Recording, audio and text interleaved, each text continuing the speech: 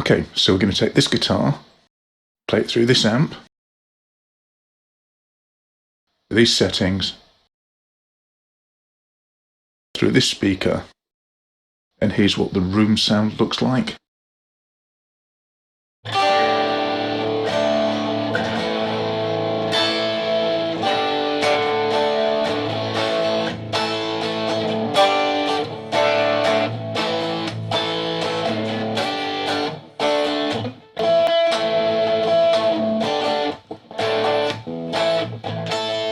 Now that is basically conversation quiet. You can talk over that in the room.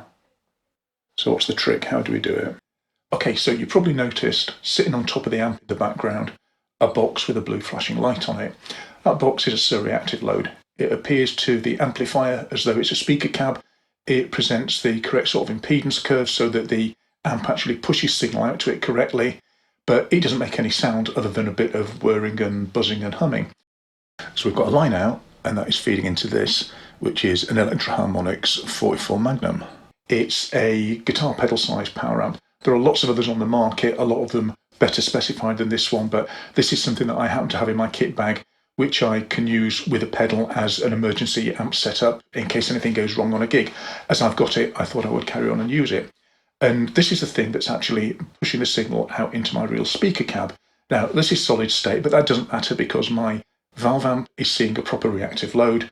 My speakers are still going to do the frequency filtering job that they are meant to do. So all this has to do is take a signal, push it out there, and make it loud enough to hear.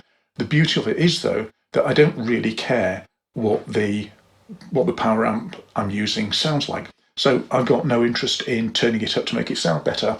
I can turn it down to the level where it's absolute minimal, and that's why I can then play with cranked up Marshall JCM 800 at a conversation level in a room.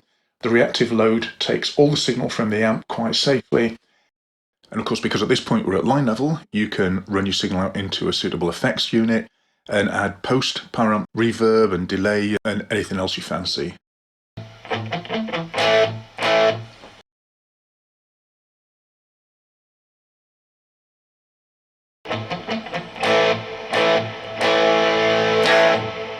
And then reamp back up to the point where it can be anything I wanted it to be. Now, the other thing about this is that if I wanted to, I could plug my 5-watt amp into this and turn it up and get it louder than it would originally go, which is kind of quite useful and flexible. And of course, you're sitting there thinking, isn't that what a Fry-Out power station does? More or less, yep. The Fry-Out power station puts it all in one box. It's neat, it's elegant. It's got a tube power amp in it. But as I already had a reactive load and didn't really want to go out and buy another one, and as I'm quite happy to keep my passive electronics and my fancy stuff, my active stuff, in separate boxes, at some point, if I want to upgrade this, I can simply go out and buy a better power amp. Something I do just have to mention, if you want to try this yourself, when I first did this, I got an absolutely horrendous buzz coming through the system, and it turned out to be because the reactive load does not carry an earth through from the amplifier. So all I did was I connected an earth strap across the outer casings of the jack sockets for the input and output from the reactive load. Problem went away. But please make sure, if you're going to do something like this and you need to do that, that it's safe to do in the system that you're using. Don't want anyone getting hurt. Okay, next. Once again, this guitar, this amp, these settings, this time no speaker. Instead, we're going to use the cab sims that are loaded into this Ampero 2 Stomp box, which seems to be becoming an increasingly essential part of my everyday life. So here's the on-screen editor, can load up an empty patch. And we've got a couple of options for speakers. We've got modelled cabs, and we've got IRs. And one of the things that really attracted me to this unit in the first place was that it actually comes preloaded with licensed Celestion IRs, which are what I use a lot of in the studio anyway, so I was really happy to have that.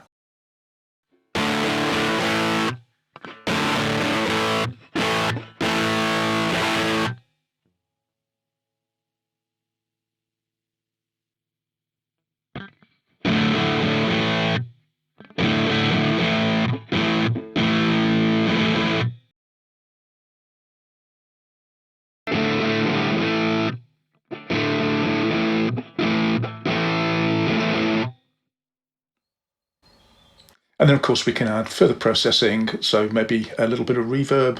What should we try? A bit of hall, a bit of plate. Let's try a bit of plate.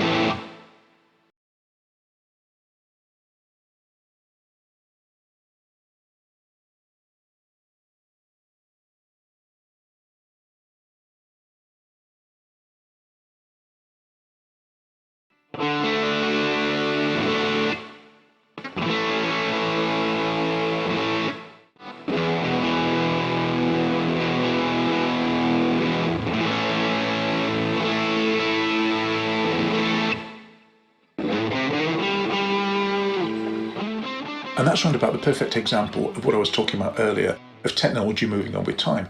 When I first got my reactive load, I used it exclusively plugged into a computer running software cab sims. When I wanted to be able to run without having to fire up the PC every time, I tried using a guitar EQ pedal with a curve kind of set to look a little bit like a speaker response curve. It's not perfect, but it did a job. I then got a dedicated IR pedal. It's very basic. It's got about a dozen slots on it and it's got a knob on the top with numbers against it. I keep a post-it note stuck on that to tell me what IRs I've got in each slot, because there's no display that tells me any of that. But you know what? It's basic, but it still works. Move on to something like the Ampero 2, and you've suddenly got a color touchscreen. You've got an on-computer editor. It's extremely flexible. If you have something like a universal audio box, you get all of this stuff built into one convenient box. But of course, what you do is you have the reactive load and then you have the digital component. Just as earlier on we looked at having the reactive load and then the reamping component of something like the Fryette. I am a great believer in, if you have kit lying around that you think you can use, give it a go, see what you can do with it. Quite a while back, I purchased my reactive load. It's a great piece of kit, but I also have a much older THD hot plate. That's a resistive load. It doesn't sound as good, but it will take the output from an amp and turn it into a line level signal. So I can still do these things with it. And even though it doesn't sound as good, it still sounds good enough to use. Sometimes we have to step away from doing direct comparisons and just say, is this usable? Is it convenient? Does it do something that I want it to do? Right. In the next and final video in this series, we're going to have a look at pulling back from tubes altogether. As we're sitting at the moment looking at quite significant increases in prices of tubes and just difficulty in getting hold of them, it's maybe not a bad idea to get an understanding of some of the alternative things that we can do that can just make our guitar playing more convenient and actually rein in the costs so that we can not worry about this stuff. So next time out, the non-tube version of tube taming. I do hope these videos are useful to you. If they are, maybe think about giving us a thumbs up, hit the subscribe button, hit the little bell to get notified when new stuff comes along. If you've got any questions that I may be able to help with, drop me a line. I'll be delighted to have a go at answering them. So until next time out, I'm Andy Picker. Look after yourselves, be good, and I'll see you then.